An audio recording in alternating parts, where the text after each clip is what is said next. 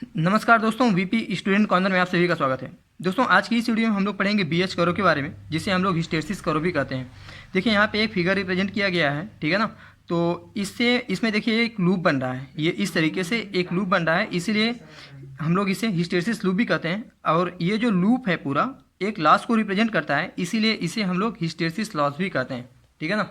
तो देखिए दोस्तों, बीएच कर्व जो है मैग्नेटिक फ्लक्स डेंसिटी बी और मैग्नेटिक फ्लक्स इंटेंसिटी एच के बीच एक ग्राफिकल रिप्रेजेंटेशन होता है, ठीक है ना। ये बी जो है यहाँ पे वो होता है मैग्नेटिक फ्लक्स डेंसिटी, और जो एच है इसे हम लोग कहते हैं मैग्नेटिक फ्लक्स इंटेंसिटी, ठीक है ना। अब देखिए, जो हिस्टेरेसिस लॉस होता है वह हिस्टेरेसिस लूप पर डिपेंड करता है। जितना बड़ा लूप होगा, ये लूप जितना बड़ा होगा उतना ही ज़्यादा हिस्टेरेसिस लॉसेज होता है, और जितना छोटा लूप होगा दोस्तों उतना ही कम लॉसेज होता है। ये बात आप लोग ध्यान रखिएगा। देखिए, नॉर्मली किसी सर्किट में क्या होता है कि नॉर्मली किसी मैग्नेटिक सर्किट की बात कर रहा हूँ, ठीक है ना। तो मैग्नेटिक सर्किट में क्या होता है दोस्तों, हम लोग जानते हैं कि B is directly proportional to H, ठीक है ना। तो जिसमें B क्या है मैंने आपको बताया कि ये है मैग्नेटिक फ्लक्स डेंसिटी, और H क्या है, H जो है आपका मैग्नेटिक फ्लक्स इंटेंसिटी, ठीक है ना। तो अब देखिए, हम लोग ये भी जानते हैं कि B is equal to phi by A, मतलब फ्लक्स पर यूनिट एरिया, ठीक है ना। और हम लोग जानते हैं कि magnetic flux intensity H is equal to होता है number of turns into current induced upon length of the wire, ठीक है ना, मतलब NI/L। और ये तो हो गया बेसिक रिलेशनशिप। और अब इसकी यूनिट की बात करें तो जो डेंसिटी की यूनिट होती है फ्लक्स डेंसिटी की, उसकी यूनिट होती है वेबर पर मीटर स्क्वायर, या इसी को हम लोग बोलते हैं टेस्ला। और अगर हम फ्लक्स इंटेंसिटी की बात करते हैं, ठीक है ना, फील्ड इंटेंसिटी, तो उसकी यूनिट जो होती है एम्पियर टर्न पर मीटर। तो ये क्वेश्चन नॉर्मली पूछ लिया जाता है और पूछे जाते हैं मैक्सिमम एग्जाम में, तो आप लोग ध्यान दीजिएगा। देखिए, सबसे पहले हमें डेंसिटी और इंटेंसिटी के बेसिक डिफरेंस मालूम होना चाहिए कि ये दोनों आखिर हैं क्या। ये जो डेंसिटी और इंटेंसिटी हैं कि ये दोनों क्या हैं। देखिए, अगर हम डेंसिटी की बात करें, मतलब मैग्नेटिक फ्लक्स डेंसिटी के बारे में बात करें, तो यह एक यूनिट एरिया में कितनी लाइन ऑफ फोर्सेस ट्रेवल कर रही हैं उसके बारे में बताता है, ठीक है ना। और अगर हम इंटेंसिटी के बारे में बात करें तो देखिए, इंटेंसिटी क्या होता है, जो भी लाइन ऑफ फोर्सेस ट्रेवल कर रही हैं उनसे कितना मैग्नेटाइजिंग फोर्स उस सिस्टम के ऊपर लग रहा है, वह हमें इंटेंसिटी के माध्यम से पता चलता है, ठीक है ना। देखिए, हम जानते हैं कि B is directly proportional to H। क्या? B is directly proportional to H, मतलब जितना ज़्यादा फ्लक्स डेंसिटी होगा, जितना ज़्यादा फ्लक्स डेंसिटी होगा उतना ही ज़्यादा मैग्नेटिक फील्ड इंटेंसिटी होगा, ठीक है ना। और देखिए, बी और एच के बीच एक और रिलेशनशिप होता है दोस्तों, जिसे हम लोगों ने पढ़ा भी है इसके पहले। वो क्या होता है हम आपको बता देते हैं, B is equal to mu into H, ठीक है ना। अब देखिए, अब ये म्यू क्या है, परमिबिलिटी है। अब म्यू को भी हम लोगों में देखिए, म्यू को किस प्रकार लिखा जाता है, mu nought into mu R, ठीक है ना। तो इस प्रकार से ये हम लोगों का रिलेशनशिप हो गया, B equal to mu naught mu R into H. अब दोस्तों, ये जो म्यू नॉट होता है वह होता है एब्सोल्यूट परमिबिलिटी, और ये जो म्यू आर होता है वह है रिलेटिव परमिबिलिटी। अब इसकी एक फिक्स वैल्यू होती है एब्सोल्यूट परमिबिलिटी की, क्या होता है, 4 पाई इंटू 10⁻⁷, ठीक है ना। हेनरी पर मीटर इसकी यूनिट है एब्सोल्यूट परमिबिलिटी की, क्या, हेनरी पर मीटर। ये क्वेश्चन पूछे जाते हैं नॉर्मली, इसलिए मैं बता रहा हूँ अलग।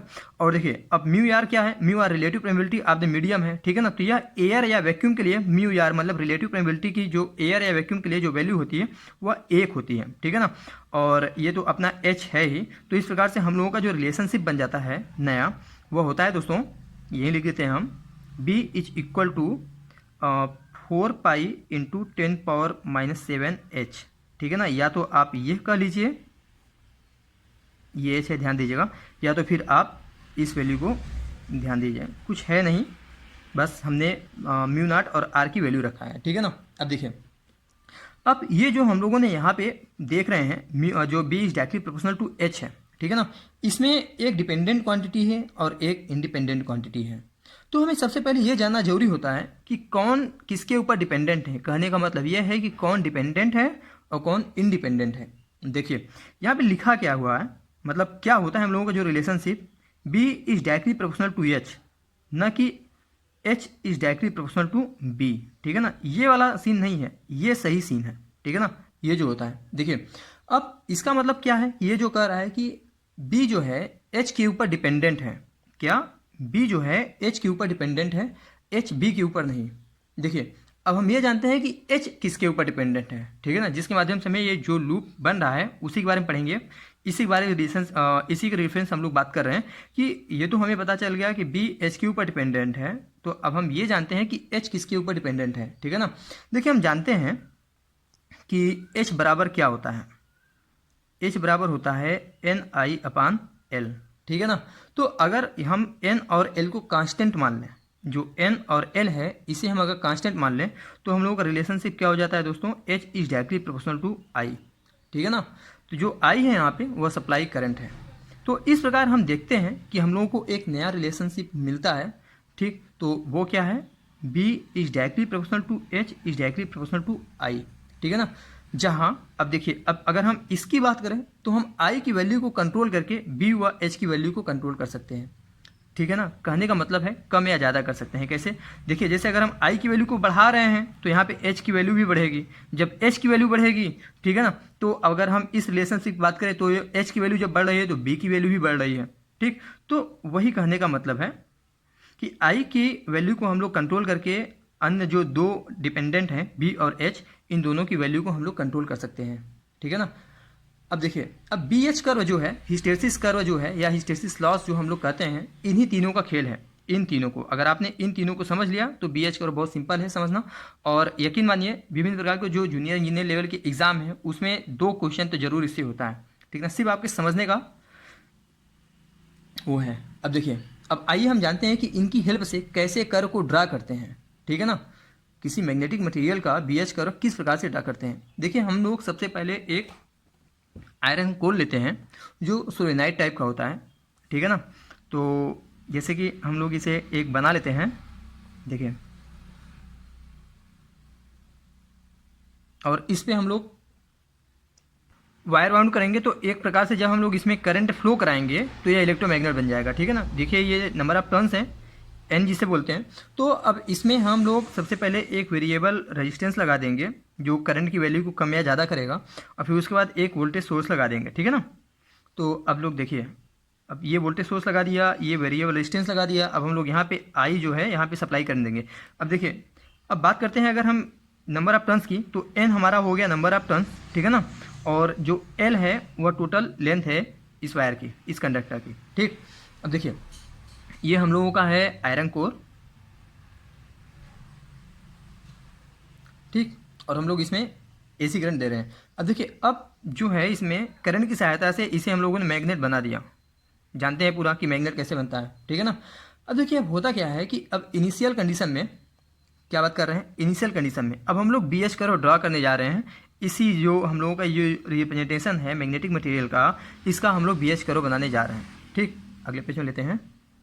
ये हम लोगों ने एक एक्स एक्सिस बना लिया, दूसरा वाई एक्सिस। अब हम यहाँ पे करते हैं एच मतलब इंटेंसिटी, और ये हम लोगों का पॉजिटिव हो गया, ये नेगेटिव है, और ये फ्लक्स डेंसिटी है बी, और ये नेगेटिव है, ठीक है ना। और माना ये पॉइंट ओ है हम लोगों का, ठीक। अब देखिए अब होता क्या है, अब अगर हम यहाँ पे इनिशियल कंडीशन मान लें, क्या इनिशियल कंडीशन, तो हम लोग जानते हैं यहाँ पे कि क्या होता है, B is directly proportional to H, ठीक है ना।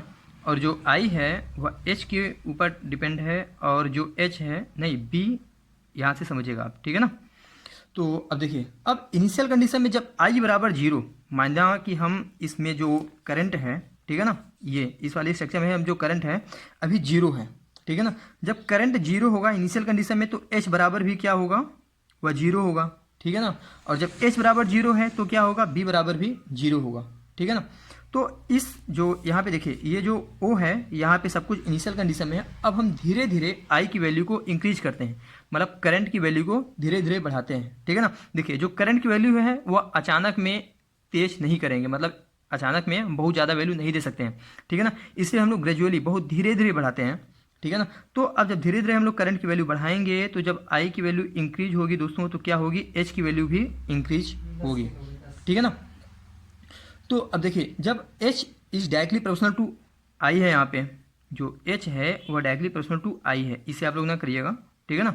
तो अब देखिए अब I is directly proportional to H is directly proportional to B, ये पूरा रिलेशन तब तक वर्क कर रहा है जब तक कोर सेचुरेट नहीं हो जाता है। क्या है दोस्तों, जब तक कोर सेचुरेट नहीं हो जाता है, ठीक है ना।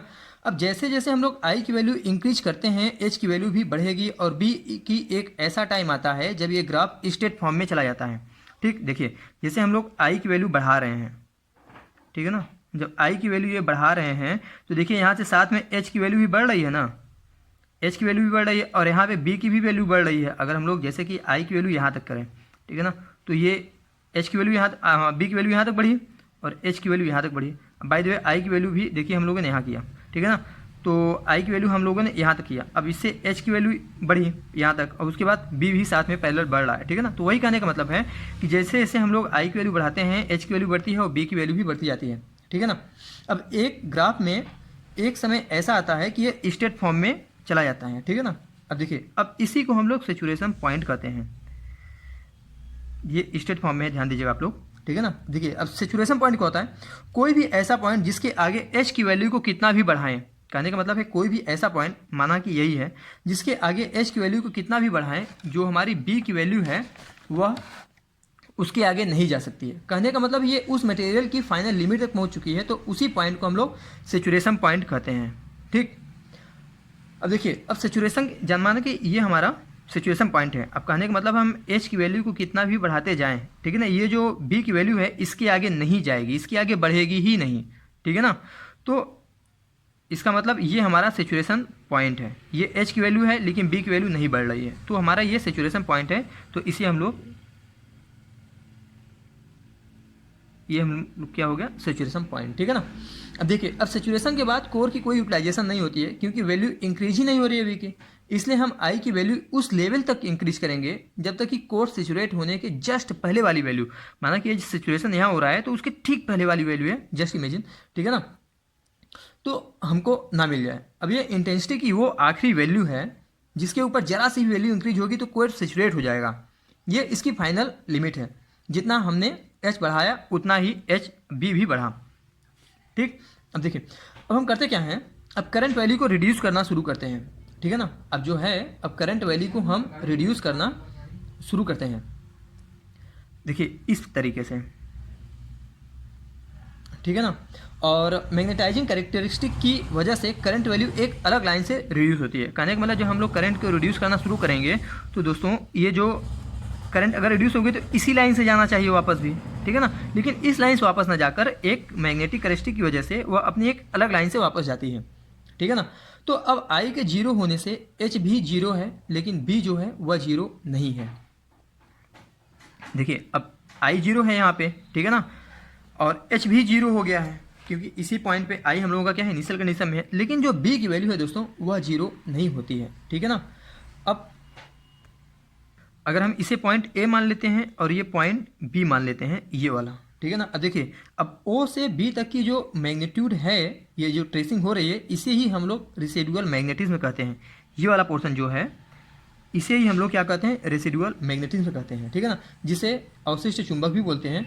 अब जो है, अब फ्लक्स की इसी वैल्यू को जो देखिए, अब बी बराबर, देखिए आई बराबर जीरो है यहाँ पे, एच बराबर बी जीरो है, लेकिन बी बराबर जीरो नहीं है, मतलब उसमें कुछ फ्लक्स है। तो फ्लक्स की इसी वैल्यू को हम लोग क्या बोलते हैं, रेसिडुअल मैग्नेटिज्म, या हिंदी में बोले तो उसे अवशिष्ट चुंबकत्व तो कहते हैं ना। अब देखिए, अब इसके इसी गुण को हम लोग रिटेंटिविटी भी कहते हैं, मतलब फ्लक्स है तो इसका मतलब वहाँ पे मैग्नेटिज्म है, ठीक है ना। तो इसी गुण को हम लोग इसे मैग्नेटिज्म भी बोलते हैं, ठीक है ना। अब देखिए, अब रिटेंटिविटी क्या होती है, रिटेंटिविटी जो है परमानेंट मैग्नेट के लिए मैक्सिमम होती है। रिटेंटिविटी क्या है, परमानेंट मैग्नेट के लिए मैक्सिमम होती है और इलेक्ट्रोमैग्नेट के लिए बहुत ही कम होता है, ठीक है ना। अब देखिए, अब ओ और बी के बीच जो मैग्नेटिक मटेरियल ने जितने फ्लक्स को अपने अंदर स्टोर किया है उसे ही हम लोग लॉस के फॉर्म में कंसीडर करते हैं। ये बहुत महत्वपूर्ण चीज़ें हैं कि ओ और बी के बीच मैग्नेटिक मटेरियल ने जितने फ्लक्स को अपने अंदर स्टोर किया है उसे ही हम लोग लॉस के फॉर्म में कंसीडर करते हैं, जिसे हम लोग हिस्टेरेसिस लॉस बोलते हैं। मतलब अगर हम इस वाले की पार्ट बात करें जो ओ से बी के बीच में है, ठीक है ना, तो इसे ही हम लोग हिस्टेरेसिस लॉस बोलते हैं के रूप में कंसीडर करते हैं, ठीक है ना। कहने का मतलब है कि बी का एच से पीछे होना, एच बराबर जीरो है लेकिन बी बराबर जीरो नहीं है, ठीक है ना। तो बी का एच से पीछे होना ही हिस्टेरेसिस कहलाता है। अगर हम हिस्टेरेसिस वर्ड की बात करें तो हिस्टेरेसिस का मतलब ही होता है कि पीछे होना, ठीक है ना। तो यहाँ पे ध्यान दीजिएगा, ये ऑब्जेक्टिव क्वेश्चन में पूछा जाता है कि कौन हिस्टेरेसिस लॉस में कौन किसके पीछे होता है या कौन किसे लैग करता है, लीड करता है। तो ये चीज़ आप लोग ध्यान दीजिएगा कि बी का एच से पीछे होना ही हिस्टेरेसिस लॉस कहलाता है, ठीक है ना। तो अब देखिए, अब हम आगे बात करते हैं देखिए अब होता है करंट जो है हमारा डायरेक्शन रिवर्स करने पर रेसिडुअल मैग्नेटिज्म को एलिमिनेट करने के लिए हम एक मैग्नेटाइजिंग फोर्स लगाते हैं। वे जो हम लोगों का करंट डायरेक्शन रिवर्स में है, ठीक है ना। अब इस रेसिडुअल मैग्नेटिज्म को एलिमिनेट करने के लिए, हटाने के लिए एक मैग्नेटिक फोर्स लगाते हैं जिसे हम लोग कोएर्सिव फोर्स बोलते हैं, ठीक है ना। तो अब देखिए यहाँ पे अब हम इसे यहाँ ले गए, ठीक। तो अब देखिए अब B की वैल्यू 0 हो चुकी है, क्योंकि अब देखिए अब हम लोग मैंने डिमैग्नेटाइजिंग फोर्स लगाए, मतलब कोर्सिव फोर्स लगाए, ठीक है ना। अब B की वैल्यू हम लोगों की 0 हो चुकी है। देखिए अब यदि B की वैल्यू 0 से और घटाया जाए तो यह निगेटिव फील्ड में बढ़ने लगता है, मतलब यहाँ पे, ठीक है ना। अगर हम जो B की वैल्यू है कि और घटाया जाए तो यह अपने निगेटिव फील्ड में बढ़ता है, अर्थात विपरीत डायरेक्शन में D पॉइंट पर निगेटिव के मैक्सिमम वैल्यू तक पहुँच जाता है, ठीक है ना। कहाँ पे दोस्तों, कहने का मतलब है अगर हम इसे C माने तो ये और निगेटिव में जब रिवर्स डायरेक्शन में करते जाएं तो यह अपने एक D पॉइंट पर पहुंच जाता है, ठीक है ना। अब देखिए अब H को फिर से उसके पीक वैल्यू तक ले जाते हैं। क्या, H को फिर से उसके पीक वैल्यू तक ले जाते हैं, मतलब यहाँ तक। ये माना कि इसकी पीक वैल्यू है और ये जो पॉइंट था यहाँ पे अगर हम नीचे ले जाएंगे तो B का है, ठीक है ना, -B। अब उसके बाद क्या होता है कि अब सेचुरेशन पॉइंट पे, जिस प्रकार से यहाँ पे सेचुरेशन पॉइंट था तो ये सेचुरेशन पॉइंट के ठीक पहले वाली वैल्यू है। तो अब सेचुरेशन पॉइंट पर करंट को रिड्यूस करना शुरू करते हैं जिससे स्टेट फॉर्म में जाना चाहिए, ठीक है ना। कहने का मतलब है जिस तरीके आया था उसी तरीके स्ट्रेट लाइन में जाना चाहिए, लेकिन अब ये स्ट्रेट लाइन में ना जा करके फॉरवर्ड डायरेक्शन की तरह यहाँ भी एक वैल्यू पर जाकर रुकती है, ठीक है ना। अब कहाँ पर रुकती है दोस्तों, देखिए ये इस तरीके से, ठीक। इसे माना हम लोग पॉइंट ए, ठीक है ना। अब यहाँ भी रेसिडुअल मैग्नेटिज्म को एलिमिनेट करने के लिए अब यहाँ भी एक रेसिडुअल मैग्नेटिज्म लगेगा। देखिए ये जितना साइज ये है उतना ही साइज ये भी होगा। तो एलिमिनेट करने के फॉरवर्ड डायरेक्शन में मैग्नेटिक फोर्स लगाते हैं। यहाँ से ये जो साइकिल जो है कंप्लीट हो जाती है हम लोगों की। अब ये जो एलिमिनेट लगा रहे हैं हम लोग एक अलग से फोर्स, ठीक है ना। तो इस प्रकार से हम लोगों का ये कंप्लीट, देखिए ये साइकिल जो कंप्लीट हो जाती है, ठीक है ना। अब इस प्रकार से ये पूरा साइकिल या पूरा प्रोसेस हमारा चलता रहता है। अब ये पूरा प्रोसेस, ये पूरा रिप्रेजेंटेशन ही हम लोगों का BH कर्व का हिस्टेरिसिस कर्व कहते हैं, ठीक है ना। और ये जो पूरा लूप बन रहा है इसे ही हम लोग दोस्तों हिस्टेरिसिस लूप कहते हैं। देखिए ये तो हम लोगों का पूरा हिस्टेरिसिस लॉस और हिस्टेरिसिस लूप के बारे में, ठीक है ना।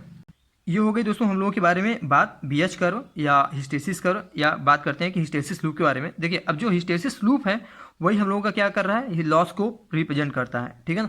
तो अब बात करते हैं कि वही हिस्टेरिसिस लॉस के बारे में, जिससे मैक्सिमम जो एग्ज़ाम में क्वेश्चन पूछ लिया जाता है, इसीलिए मैं आपको बता रहा हूँ कि हिस्टेरिसिस लॉस के बारे में। देखिए अगर हम एक्चुअल अगर डेफिनेशन पूछे तो होता क्या है कि देखिए हिस्टेरिसिस लॉस के कारण एनर्जी लॉस पर साइकिल हो रही है। देखिए ये अगर हम लोग यहाँ से शुरू करके यहाँ पे जाएं पूरा तो एक साइकिल कंप्लीट हो रही है।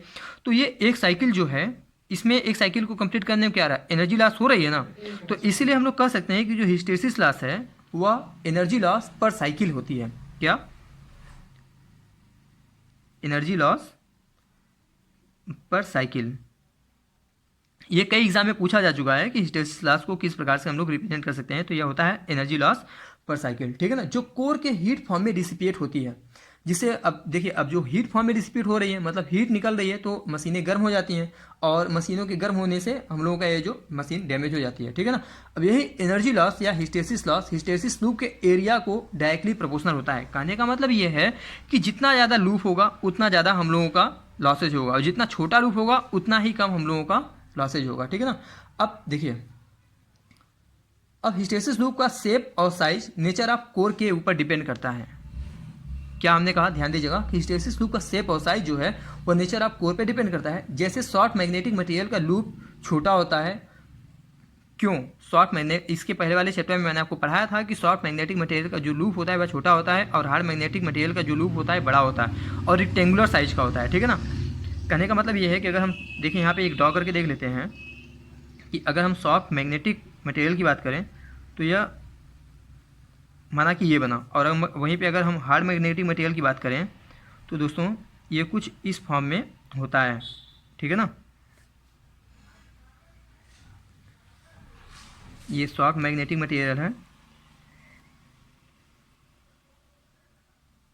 और ये हार्ड मैग्नेटिक मटेरियल है। तो ये क्वेश्चन पूछा जाता है कि हार्ड मैग्नेटिक मटेरियल का जो शेप होता है वह किस प्रकार का होता है, वह रेक्टेंगुलर होता है और सॉफ्ट की जो होता है वह छोटा होता है इसकी अपेक्षा में, ठीक है ना।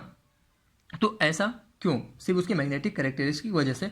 अब देखिए इसीलिए, अब देखिए अब इसमें बात करें हम तो इसमें करंट रिवर्सल किस प्रकार होता है, तो सॉफ्ट मैग्नेटिक मटेरियल में जो करंट रिवर्सल बहुत तेजी से हो रहा है, ठीक है ना, क्या बहुत तेजी से हो रहा है। और अगर हम यहाँ की बात करें तो इसमें करंट रिवर्सल क्या है, बहुत धीरे धीरे हो रहा है क्योंकि इसका शेप बड़ा है, ठीक है ना। तो कहने का मतलब वही है कि देखिए अब हम बात करते हैं हिस्टेरिसिस लॉस की। तो हिस्टेरिसिस लॉस को दोस्तों हम लोग WH से रिप्रेजेंट करते हैं, ठीक है ना। तो अब इसका बीच एक रिलेशनशिप होता है KH into B maximum to power 1.6 into F into V, ठीक है ना। ये हिस्टेरिसिस लॉ को रिप्रेजेंट करता है। अब देखिए यहाँ पे है क्या, KH दोस्तों एक कांस्टेंट है, कांस्टेंट वैल्यू है, ठीक है ना। और BH की बात करें तो मैक्सिमम फ्लक्स डेंसिटी है, तो उसकी जो पावर है वह 1.6 है। अब यहाँ पे अगर F की बात करें तो F फ्रीक्वेंसी है और V की बात करें तो वह कोर वॉल्यूम है। ये वोल्टेज नहीं है, बिल्कुल एक चीज़ ध्यान दीजिएगा, ये कोर वॉल्यूम है V, ठीक है ना। मैक्सिमम ये पूछ लिया जाता है और 2 बार पूछा है अभी तक कंपटीशन में कि ये जो V है V किसे डिनोट करता है, वोल्टेज या वॉल्यूम को, और ऑप्शन रहते हैं तो यहाँ पे एक कोर वॉल्यूम को डिनोट करता है। ये तो हो गया दोस्तों हमारी हिस्टेरिसिस लॉस को। अब अगर हम बात करें कि हिस्टेरिसिस लॉस को रिड्यूस करने के बारे में तो हम किस प्रकार से रिड्यूस कर सकते हैं, तो मतलब कहने का ये है कि रिडक्शन ऑफ हिस्टेरिसिस लॉस, ठीक है ना। तो देखिए हिस्टेरिसिस लॉस को कम करने के लिए हमें लो हिस्टेरिसिस कोफिशिएंट वाले मैग्नेटिक मटेरियल का यूज करते हैं। कौन सा, लो हिस्टेरिसिस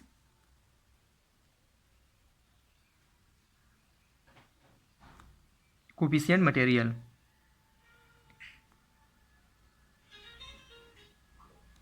ठीक है ना दोस्तों।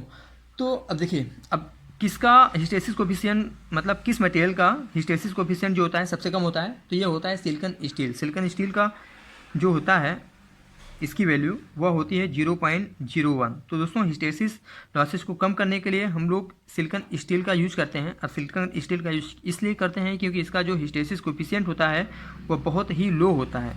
ये आप लोग पॉइंट को ध्यान दीजिएगा, मैक्सिमम एग्जाम में पूछा जा चुका है, ठीक है ना। अब देखिए दोस्तों कुछ और पॉइंट हैं, क्वेश्चन है जो कि हिस्टेरिसिस के ऊपर है और मैक्सिमम एग्जाम में पूछ लिए जाते हैं, मुझसे बता रहे हैं आपको। मैंने जैसा कि आपको पहले बताया कि ये जो हिस्टेरिसिस लॉस है, ठीक है ना, वह हिस्टेरिसिस कर्व के एरिया के डायरेक्टली प्रोपोर्शनल टू होता है। कहने का मतलब है कि ये जो हिस्टेरिसिस कर्व है, हिस्टेरिसिस लूप है, जितना ज़्यादा होगा, क्या मैंने बताया, लूप का एरिया जितना ज़्यादा होगा उतना ही ज़्यादा हम लोगों का लॉसेज होगा, ठीक है ना। आप लोग ध्यान दीजिएगा। और ये जो और डिपेंड करता है हिस्टेरिसिस लॉस, वह डिपेंड करता है नंबर ऑफ साइकिल मैग्नेटाइजिंग पर सेकेंड, ठीक है ना। लॉसेज और किस पे डिपेंड करता है दोस्तों, कि नंबर ऑफ साइकिल पे पर सेकंड की बात कर लेते हैं, ठीक। देखिए और ये जो दूसरा क्वेश्चन पूछ लिया था कभी कभार कि ये जो BH कर्व है वह एयर के लिए कैसा होता है। तो दोस्तों हिस्टेरिसिस लॉस जो होता है, हिस्टेरिसिस लूप जो होता है वह एयर के लिए स्ट्रेट लाइन होता है, ठीक है ना। तो एयर के लिए हिस्टेरिसिस लॉस किस प्रकार का होता है, स्ट्रेट लाइन। ये मैक्सिमम मतलब मैं अपने नोट से बता रहा हूँ, ये क्वेश्चन पूछे गए हैं, ठीक है ना। अब देखिए एक क्वेश्चन और पूछा गया तो जो मैंने आपको यहाँ पे बताया था इस वाले के बारे में, ये यहाँ पे है कि जो एरिया ऑफ हिस्टेरिसिस लूप है तो वह किसका मेजर होता है। तो एरिया ऑफ हिस्टेरिसिस लॉस या हिस्टेरिसिस लूप जो है वह एनर्जी लॉस पर साइकिल होता है, ठीक है ना। देखिए हिस्टेरिसिस लॉस के बारे में, हिस्टेरिसिस लूप के बारे में बस इतना ही। और अब हम लोग क्वेश्चन को सॉल्व करते हैं अगले चैप्टर का, जो हम लोग का RK राजपूत की इलेक्ट्रिकल इंजीनियरिंग बुक का चैप्टर 5 है, मैग्नेटिक सर्किट। उसके जितने भी क्वेश्चन है 43 क्वेश्चन जो हम लोग सॉल्व करेंगे, तो उसमें ये जो है काफ़ी बार आ चुका है, ठीक है ना, इसलिए हमने इसे पढ़ाया। और आइए शुरू करते हैं अगला चैप्टर। देखिए दोस्तों अगर आपको ये वीडियो पसंद आया हो तो दोस्तों चैनल को प्लीज़ लाइक कीजिएगा, सब्सक्राइब कीजिएगा और ज़्यादा से ज़्यादा शेयर कीजिएगा, क्योंकि जो कोशिश मैं कर रहा हूँ, मेहनत कर रहा हूँ, बस यही है कि आप लोगों का जूनियर इंजीनियर में सिलेक्शन हो जाए। और मैं कोशिश करता हूँ इस प्रकार मैं बताता हूँ कि आपके सारे जो कंफ्यूजन है जितने भी प्रकार के, मैं बहुत बेसिक लेवल, बहुत सिंपल लैंग्वेज में बताने की कोशिश करता हूँ, इसलिए कि सभी प्रकार के कंफ्यूजन दूर हो जाए। इसलिए बस यही रिक्वेस्ट है आपसे कि चैनल को लाइक कीजिए, सब्सक्राइब कीजिए, ज़्यादा से ज़्यादा शेयर कीजिए अपने उन दोस्तों में जो इस समय EEE की तैयारी कर रहे हैं या फिर अपने एकेडमिक पढ़ाई को कर रहे हैं, ठीक है ना, मतलब इलेक्ट्रिकल इंजीनियरिंग से। तो मिलते हैं अगले वीडियो में, तब तक के लिए जय हिंद।